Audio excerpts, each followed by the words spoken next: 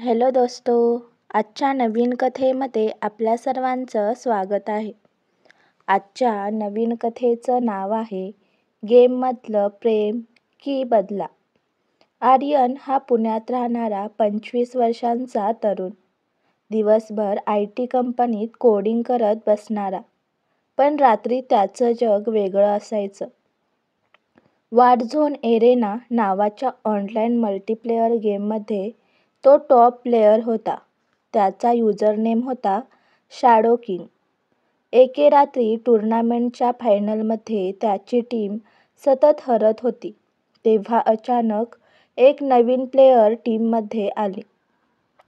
Dark angel नावाची. ती मुलगी गेममध्ये अफलातून खेळत होती.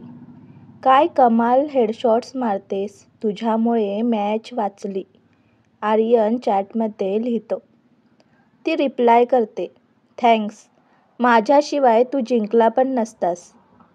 तेव्हापासून आर्यन आणि डार्क एंजल रोज एकत्र गेम खेळायला लागतात.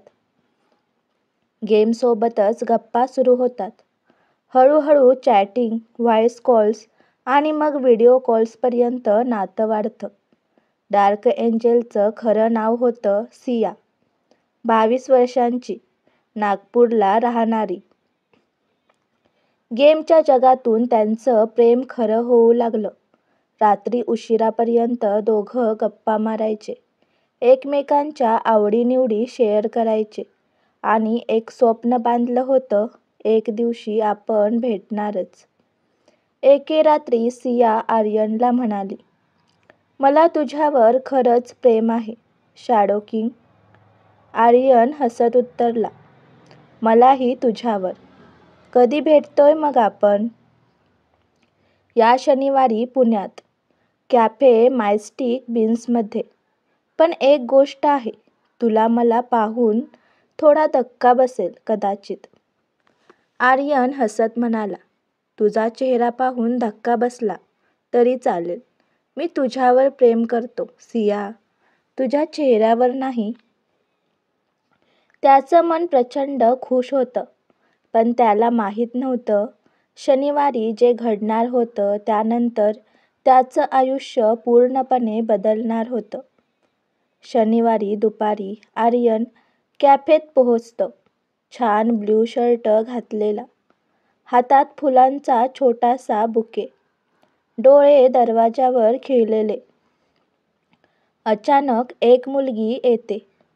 काळ्या जीन्समध्ये, पांढऱ्या शर्टमध्ये, केस मोकळे सोडलेले. तीच होती सिया. दोघांचे डोळे भिडले. पण पुढच्याच क्षणी वातावरण विचित्र झालं. सियाने आर्यनकडे पाहत विचारलं, तुझं खरं नाव आर्यन आहे ना शॅडो किंग? आर्यन गोंधळून हसला, हो मग? सिया थंड नजरेने म्हणाली, मी तुझ्यावर प्रेम केलं नाही, मी तुझ्यावर लक्ष ठेवलं होतं. आर्यनचे डोळे विस्फारले, काय? त्याच क्षणी आर्यनचा फोन वाजतो. अनोळखी नंबरवरून. त्याने कॉल उचलला. शॅडो किंग की आर्यन देशमुख? मला माहिती आहे, 5 वर्षापूर्वी झालेल्या माझ्या भावाच्या मृत्यूला जबाबदार तूच आहेस. आर्यनच्या अंगावर काटा आला.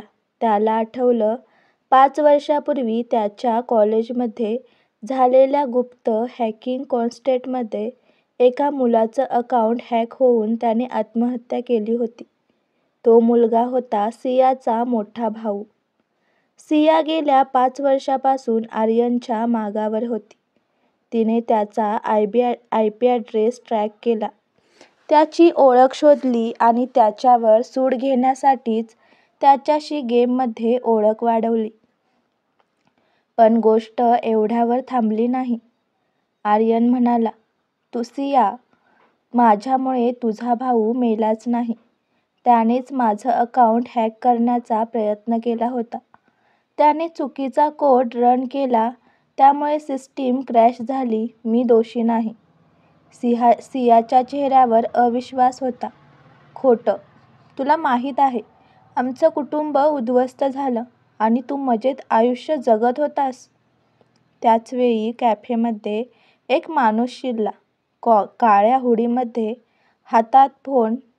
तो होता सियाचा पार्टनर विक्रम. सिया, वेळ आली आहे. याला आपण ताबडतोब संपवू. आर्यन घाबरला नव्हता. त्याने शांतपणे लॅपटॉप उघडला आणि सियाला म्हणाला, तुला वाटतं मी खोटं बोलतोय? हे बघ. हे आहेत 5 वर्षापूर्वीचे ओरिजिनल सर्व्हर्स लॉग्स. सियाने लॅपटॉपकडे पाहिलं. त्यात स्पष्ट दिसत होतं तिच्या भावानेच अनधिकृतपणे सिस्टीममध्ये घुसण्याचा प्रयत्न केला होता आणि त्याच्या चुकीमुळे डेटा करप्ट झाला. त्यानंतर त्याने नैराश्यात आत्महत्या केली होती. सियाच्या डोळ्यातून अश्रू आले. तिला कळलं आर्यन निर्दोष आहे. पण विक्रमला हे मान्य नव्हतं. नाटक बंद कर सिया. तो दोषी आहे. तू प्रेमात पडलीये म्हणून तू भावूक झाली आहेस. सिया रडत म्हणाली, नाही विक्रम. सूड घेऊन काहीही परत मिळणार नाही. हे ऐकून विक्रम रागाने निघून गेला. त्या रात्री आर्यन आणि सिया दोघं बराच वेळ कॅफेत बसून बोलत राहिले. गेमच्या जगात सुरू झालेली गोष्ट आता खऱ्या आयुष्यात आली होती. विश्वास परत मिळवायला वेळ लागणार होता, पण नात्याला दुसरी संधी मिळाली होती. सियाने हळूच आर्यनचा हात धरला आणि म्हणाले, शॅडो किंग की आर्यन? गेम संपला, पण आपल्या कहाणीची सुरुवात आत्ताच झाली आहे. आर्यन हसत म्हणाला, यावेळी कोणतेही खोटे आयडी नाहीत, फक्त खरं प्रेम. आजची कथा आवडला असल्यास व्हिडिओला लाईक करा, चॅनलला सबस्क्राईब करा आणि कथा कशी वाटली हे कमेंटद्वारे जरूर कळवा. व्हिडिओ जास्तीत जास्त शेअर करा. धन्यवाद.